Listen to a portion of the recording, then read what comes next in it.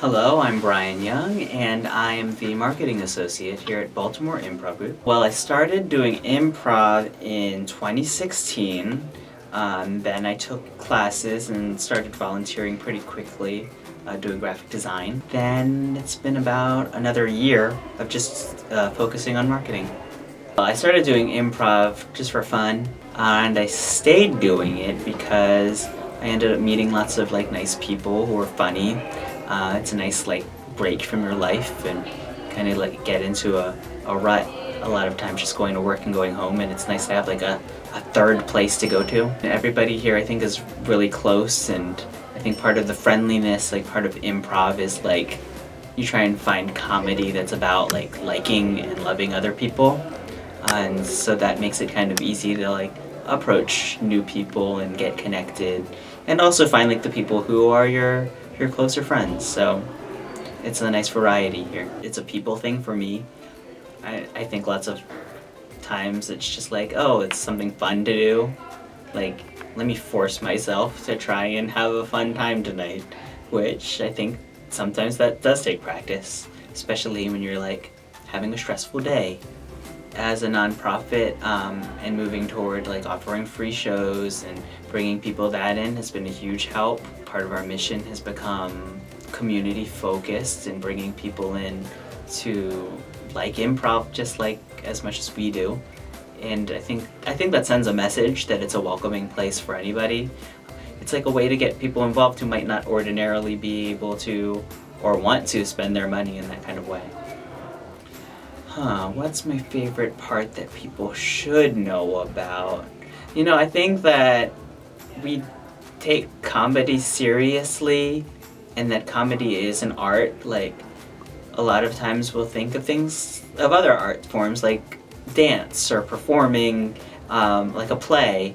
And I think improv and comedy is the same kind of thing, where you're trying to convey a story, a message, an idea. And that's what art is about. And I think that it's another way of getting people involved in arts in an untraditional way. When I started, we were a much smaller,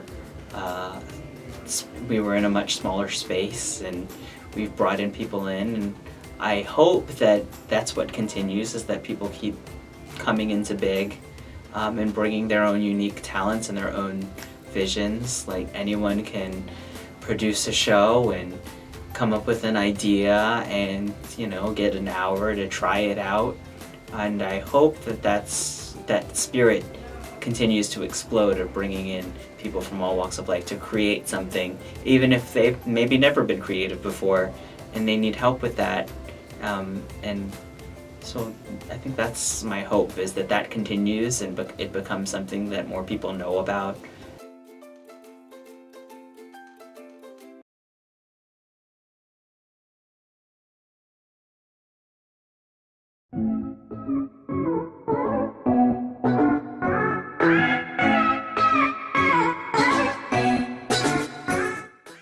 All right, well, welcome to the Baltimore Improv Group. We're going to do a little bit of a video tour right now, introduce you to the space. Hopefully you'll get to see it in person, but I think this will give you a pretty good idea. These we call windows.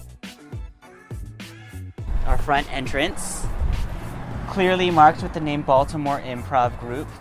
It kind of helps people figure out that they're in the right place. It's something that we thought of as a team.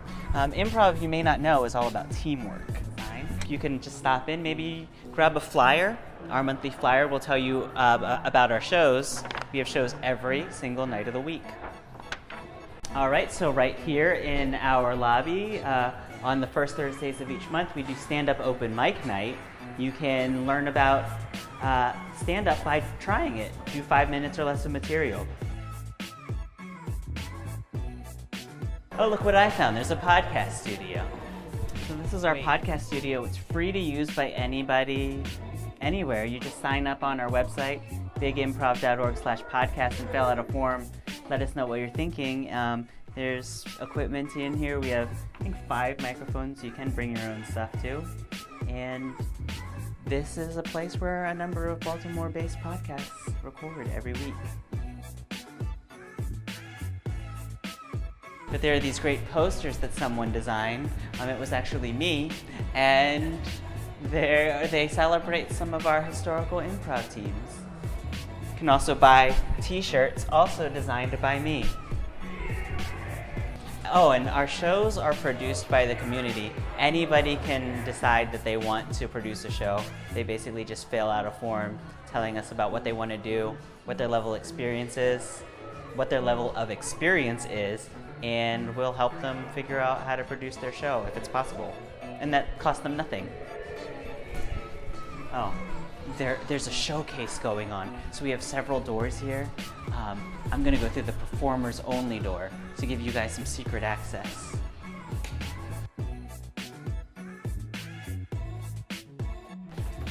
This is our prop closet. You might not ordinarily get to see this. That's right, many of our shows use costumes and props. People will dress up in like Dungeons and Dragons type characters, or like a dinosaur for some reason. I don't know, you'd have to see the show to understand. As you can see, we keep it very immaculate and organized.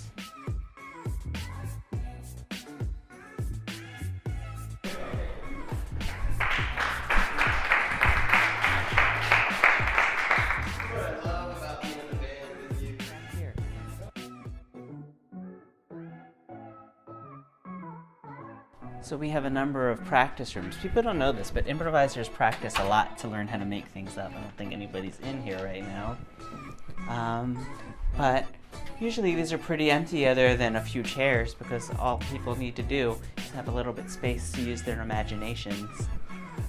And many of our classes will also take place in these very practice rooms.